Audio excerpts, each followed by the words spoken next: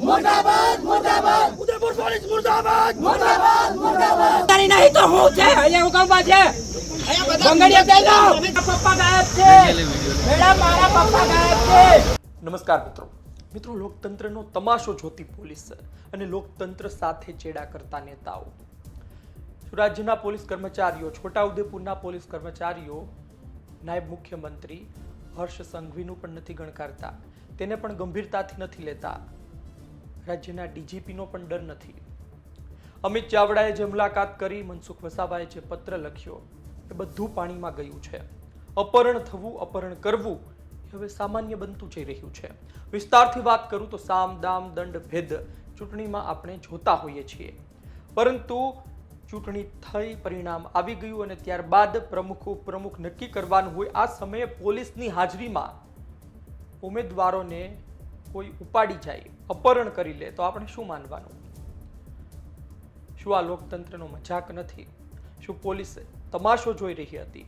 છોટાઉદેપુરમાં આ પ્રકારનું થયું છે। છોટાઉદેપુર તાલુકા પંચાયતનું પરિણામ આવ્યું, 13 બેઠક આમ આદમી પાર્ટીને મળે છે, 13 બેઠક ભારતીય જનતા પાર્ટીને મળે છે। બંનેને 13 બેઠકો મળી છે। જ્યારે પ્રમુખ ઉપપ્રમુખ નક્કી કરવાનું હતું અને 3 ગેટ હતા, 2 ગેટ પછી ત્રીજા ગેટે પહોંચે છે, તો બંને તરફથી, એક બાજુ કહેવામાં આવે છે ટાંકી હતી, બીજી બાજુ વૃક્ષ છે, બંને તરફથી મોટા ટોળા આવે છે, બુકાનીધારીઓ આવે છે અને તેઓ 3 ઉમેદવારોને ઉપાડી જાય છે। આ 3 ઉમેદવારોને ઉપાડી જાય છે, ક્યાં લઈ ગયા, તેઓ ક્યારે પાછા આવશે, એ બધી વાત પછી, પરંતુ જેણે મત આપ્યો એ 3 ઉમેદવારોને ચૂંટાવવામાં જે લોકોએ મત આપ્યો, પોતાનો સમય બગાડ્યો, એ લોકોનું શું? ત્યાં હાજર રહેલા પોલીસ કર્મચારીઓ શું કરતા હતા? શું ફક્ત તમાશો જોવા માટે સરકારે તેમને રાખ્યા છે? હજુ હમણાં ગુજરાત કોંગ્રેસના પ્રદેશ પ્રમુખ ડીજીપીને મળે છે અને કહે છે કે પ્રમુખ ઉપપ્રમુખ નક્કી કરવાનો દિવસ છે, તમે તમારા કર્મચારીઓને કહેજો કે ભારતીય જનતા પાર્ટીના પીઠું બનીને ન ફરે, ભારતીય જનતા પાર્ટીનો ખેસ પહેરીને ન ફરે, એમનું જે કામ છે એ કરે, તટસ્થતાથી કામ કરે અને સત્તાધારી પાર્ટીને મદદરૂપ ન થાય। પરંતુ આ મહેનત, આ વાતો બધી પાણીમાં ગઈ હોય તેવું લાગે છે। બીજી તરફ ભારતીય જનતા પાર્ટીથી જ આવતા ભરૂચના સાંસદે પત્ર લખ્યો હતો રાજ્ય ગૃહમંત્રી હર્ષ સંઘવીને કે પોલીસ કાયદાની બહાર જઈને કામ કરે છે, દારૂ ઘુસાડવામાં મદદ કરે, એટલે પોલીસના કામને લઈને તેમણે સવાલો ઊભા કર્યા હતા। ત્યાં ફરી પોલીસનું કામ શંકામાં આવી ગયું, ત્યાં ફરી પોલીસની કાર્યપ્રણાલી શંકામાં આવી ગઈ। એટલે વાત એ છે કે ભાજપના નેતા હોય કે કોંગ્રેસના નેતા હોય, તે નાયબ મુખ્યમંત્રી સુધી પહોંચે કે પછી ડીજીપી સુધી પહોંચે, આ પોલીસ કર્મચારીઓને કશો ફરક પડતો નથી। જે પ્રકારે આક્ષેપ કરવામાં આવી રહ્યા છે તે મુજબ એક દીકરો કહે છે કે મારા પિતાને તમે લઈ આવો, એના પિતાનું અપહરણ થઈ ગયું છે। આ 3 માંથી એક તો તેમના પિતા હતા। તમે સાંભળો ત્યાં હાજર રહેલા લોકોએ શું કહ્યું। ચૂંટણી કરવાનો જે મેન ગેટ, આ 2 ગેટ તો બાજુમાં મૂકે, પણ જે ચૂંટણી કરવાનો મેન ગેટ છે ત્યાં એ આ બાજુ ટાંકી છે, ટાંકી પાછી આખા 16-17 ની ટોળી હંતાઈ રહેલી અને આ બાજુ ઝાડવા છે, ઝાડવાની બાજુથી 15-16-17 ની ટોળી હંતાઈ રહેલી, માસ્ક પહેરી, ધોકા બાંધી, 2 જણે આગા પાછા થતા હતા। પછી મેં કહું આ કોણ છે, આ કોણ, આપણે કેમ અંદર આવવા દીધા, આપણને બધાને ચેક કરાવી લાયા, આ લોકોને કેમ અંદર છે?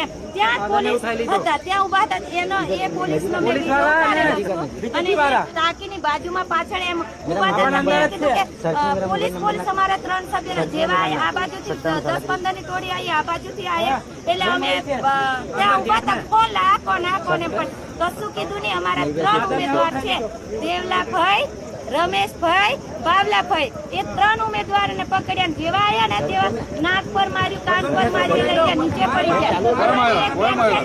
એ જે આવ્યા ને ટોળકું વાળા એ પણ મોં બાંધી હતા એટલે અમને ઓળખાયું નહીં। પછી અમને મોબાઈલ બી અંદર નહીં લઈ જવા દેતો, પણ મારા પર્સમાં મોબાઈલ રહી ગયેલો એટલે મારી જોડે હતા, તો અમે પકડવા કરી જતા હતો ને તો આ બેનને વગાડ્યું, એ બરોબર વાગ્યું એટલે એ ભાગ્યા, મેં ભાગ્યા। પછી વીરુભાઈને અમે પોલીસને કીધું, ત્યાં ઉભા હતા પોલીસ, અરે પેલા અમારા 3 ને લઈ જાય, અમારા 3 ને લઈ જાય, પોલીસ અમને 3 ને લઈ જાય, તમારાથી બાજુ આમ જ પોલીસ જોઈ રહ્યા, તો બી મેં કહ્યું આ કેમ નહીં આવું બોલતા, એમ શું થયું અમને તો વિચારવા જેવું હતું. પછી તો બી એ પોલીસ કશું નહીં બોલી. પછી અમે વિનુભાઈને દોડી બૂમ પાડ્યા છે, તો વિનુભાઈને અંદર એન્ટર નહીં થવા દીધા, અને એ લોકો બધા વિરોધ બોલતા. આ બાજુ બહુ મોટી પોલીસ હતી, આ બાજુ એનો વિડીયો મેં ઉતારી, જે પોલીસ જે જગ્યા પર હતી એનો વિડીયો મારા મોબાઈલ ની અંદર છે. મેં રિટર્ન ઉતારી, મેં કીધું ને કે અમે જે જગ્યા પર અમને સોંપેલું હોય એ જગ્યા પર અમે ઉભા રહ્યા ને એવું કીધું, પણ જે ત્યાં જગ્યા પર પોલીસ હતી ને એ કશું નિરાકરણ નહીં લાગી. આ 3 સભ્યને અમારા લગી નહીં ઉમેદવારને લાવે ને ત્યાં લગી અમે ચૂંટણી બહિષ્કાર કરીશું, અને આ ચૂંટણીનો અમે ફૂલ સખત પ્રમાણે વિરોધ કરીએ છીએ,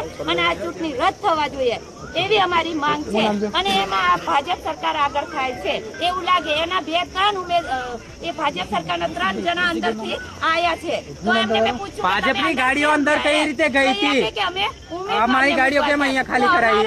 ગુંડા મૂકવા માટે ગયેલી ને, એમાં પોલીસનો હાથ છે. એ લોકોને કેમ અંદર મારા પપ્પા ગાયબ થયા છે. તપાસના વિષયનો સભ્યોને ઉઠાઈ ગયા છે. 3 સભ્યોને ઉઠાયેલા છે, દેવલા કાકા અને રમેશ કાકા અને બાવલા કાકા. તે લેડીઝ ને કેમ નહીં પકડી? મારા પપ્પાનું ઉઠાઈ ગયા છે. બિલકુલ તાલુકા પંચાયત પર ઉમેદવાર હતા રમેશભાઈ બાબુભાઈ રાઠવા, એમને ઉઠાઈ ગયા છે. અને બીજા બાવલા કાકા અને બીજા કઈક નામ હતા, એમનું નામ નહીં મને યાદ. તો અમારા જેટલા ચૂંટાયેલા પ્રતિનિધિઓ હતા એ બધા બહાર છે, અને 3 ને ઉઠાઈ ગયા છે. તો આ ચૂંટણી પ્રક્રિયા થઈ કઈ રીતે? પપ્પા હમણાં 5 મિનિટમાં હાજર નહીં થાય તો હું માથા કાપવા પણ તૈયાર. હા, પોલીસને હું 2 કલાકથી રિક્વેસ્ટ કરી છે, મારે પપ્પાનું મોઢું એટલું બતાવી દો, પણ પોલીસ ચૂપચાપ ઊભી છે. પછી પોલીસને પણ નહીં હું છોડું, જેટલે પણ મારે જવાનું હોય છે એટલે જઈશ.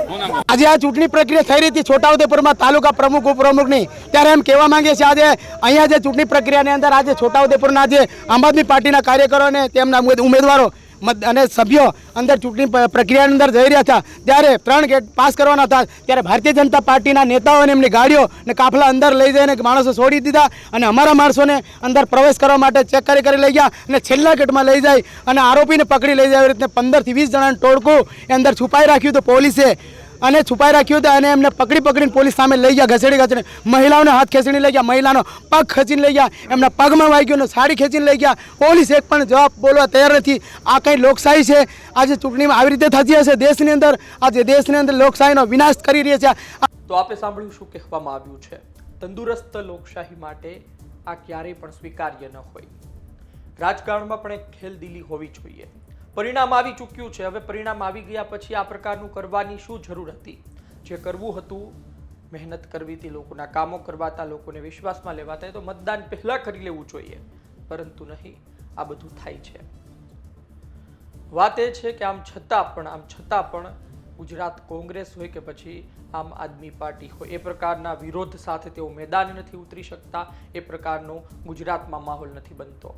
તમે જુઓ કે આમ આદમી પાર્ટીના નેતાઓ સાથે આ પ્રકારનું થયું. શું આમ આદમી પાર્ટી સમગ્ર ગુજરાતમાં તેનો વિરોધ નોંધાવશે? ભલે એક નાની તાલુકા પંચાયત છે, પરંતુ વિરોધ નોંધાવશે નહીં.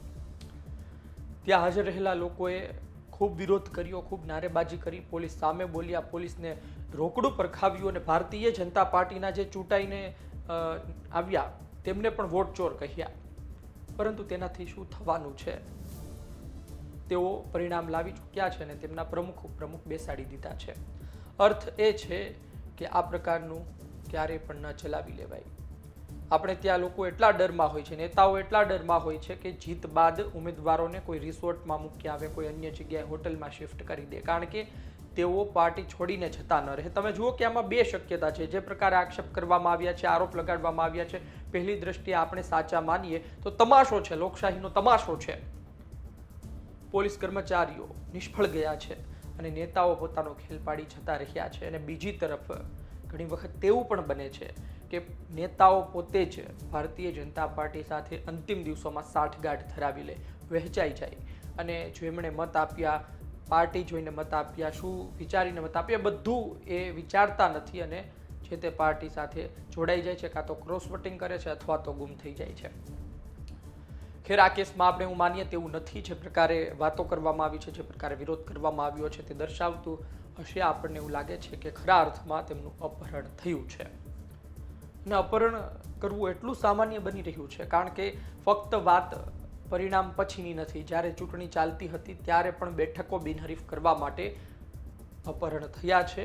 મતદાનના દિવસ સુધીની આ બધી ઘટનાઓ સામે આવતી રહી છે. કહેવાનો અર્થ એ છે કે ગુજરાતમાં આ બધું ક્યાં સુધી ચાલશે? નેતાઓ જ પોતે આ પ્રકારનું કરશે તો સારા સમાજનું નિર્માણ આપણે કઈ રીતે કરી શકીશું? જોઈએ આવનાર દિવસમાં શું થાય છે. આમ આદમી પાર્ટી શું કરે છે? આમ આદમી પાર્ટી પાસે લડાયક નેતાઓ છે, પરંતુ ભારતીય જનતા પાર્ટી તેનાથી મજબૂત સાબિત થઈ છે કાવા દાવામાં, કૂટનીતિમાં. આપનો અભિપ્રાય લખજો. આપ શું કહેવા માંગો છો? ધન્યવાદ.